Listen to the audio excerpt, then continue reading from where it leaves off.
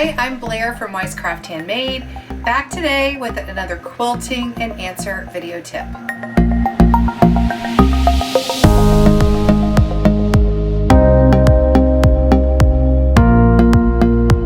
Every Thursday, I share tips to help us all make better quilts, and today I'm talking about acrylic quilting rulers.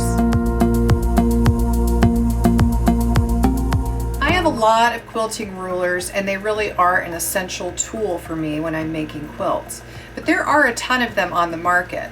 They're all different shapes, sizes, and price ranges. And if you're just starting to make quilts, how do you know which ones you really need? Well, I'm here to help by showing you my 4 favorite quilting rulers. My first favorite is the 6" by 12".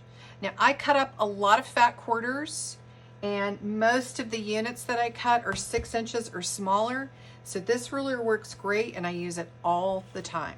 I just fold the fabric in half along the 21-inch side. I square up the edge like I showed you in last week's video, and then I continue cutting strips the amount I need from the fabric.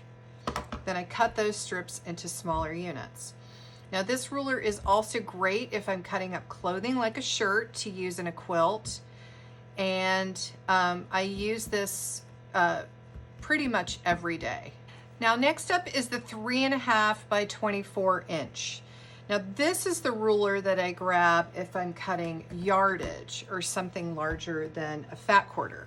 So if I buy a yard of fabric and I'm ready to cut it, I just fold it in half again along the selvage edges and have them meet together with the fold line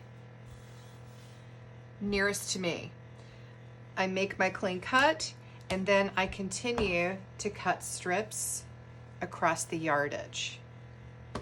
And I find that this ruler is also very helpful if you are trimming down the edges of your quilt layers when you're ready to sew on the binding.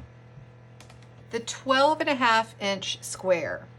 I use this one a lot to check the sizes of my individual blocks to make sure that they're square and even, and trim the edges. You don't have to have a square ruler that is exactly 12.5 inches, but the reason I like this size is because many quilt patterns out today often make blocks that are 10 to 12 inches, so it works great for that. And of course, my ruby ruler.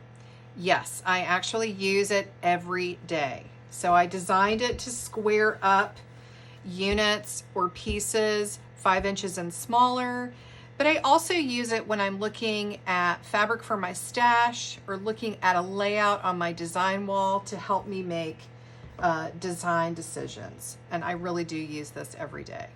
Now, you may notice the diagonal lines on these rulers. So the 30, 45, and 60-degree angle lines that you see, these may not be something that you use on your first quilts, but they can come in really handy the more quilts that you make. And I'll do a future video to show you how those work. I should also say that my ruler choices are based on the way I design quilts. My designs are almost all block based, and what I mean is I construct many blocks from smaller pieces.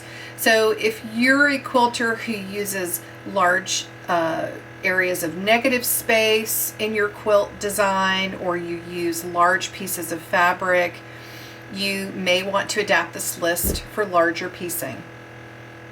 So what about you? I'd love to know what types of rulers you find essential for quilting. Leave me a comment and let me know. Find more tips, patterns, tools, and tutorials at my website, wisecrafthandmade.com, and I will see you next week.